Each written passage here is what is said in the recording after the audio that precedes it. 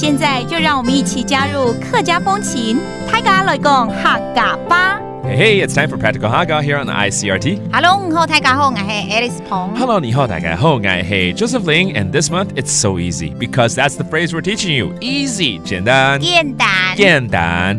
尤其 Alice 啊，我觉得运动真的是我这几个月才发现，真的持之以恒。以前骑脚踏车骑个5公里就觉得不想骑了，疲累嘞。10公里当然很快就没问题，现在30公里也都 OK 耶。You know?30 kilometers. I can actually ride my bike for 30 kilometers, no problem, because I practice every day and slowly I build up my stamina.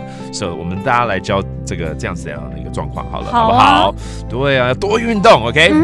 我每个礼拜都去骑脚踏车，骑30公里。挨搭禮拜都去騎腳踏車。騎30公里哦，30公里就30公里，没错，以前是10公里而已，现在是30公里，以后希望是50公里。哇，那么厉害，你怎么办到的？对，好厉害，你怎么办到的哦 ？Wow, that is awesome! How did you do it?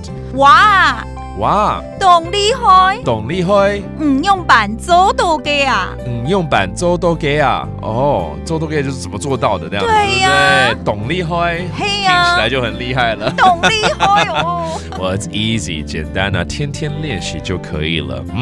It's easy, just practice every day。簡單啊，當日練習，就做得嘞。OK， 天天練習，當日就是 every day 練習，practice and you're cool， 真的從5公里、10公里、20公里這樣子。可是我覺得你現在都是騎腳踏車，對不對？對。以後你就可以參加馬拉松了。對，而且好辦嘛。對，沒錯，你講的也沒錯。對啊，因為你的腳力一直在那邊騎啊。本來想說跑步，覺得跑步更累，所以從腳踏車開始。那現在接下來挑戰應該是跑步。對，一下就挑戰20公里了。Good goal. Thank you so much, Alice.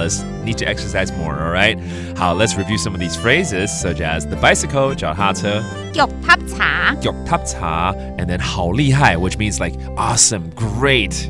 懂厲害 Okay, to praise someone, that's a good phrase to learn. And finally, practice, 練習 and if you 練習 enough, everything is going to be so easy. 簡單沒錯，事事都很簡單，只要有毅力就可以咯。That does it for this practical Hakka。什麼大家？漢字say張來了。客家風情由客家委員會監製。We Love Hakka has been brought to you by the Hakka Affairs Council.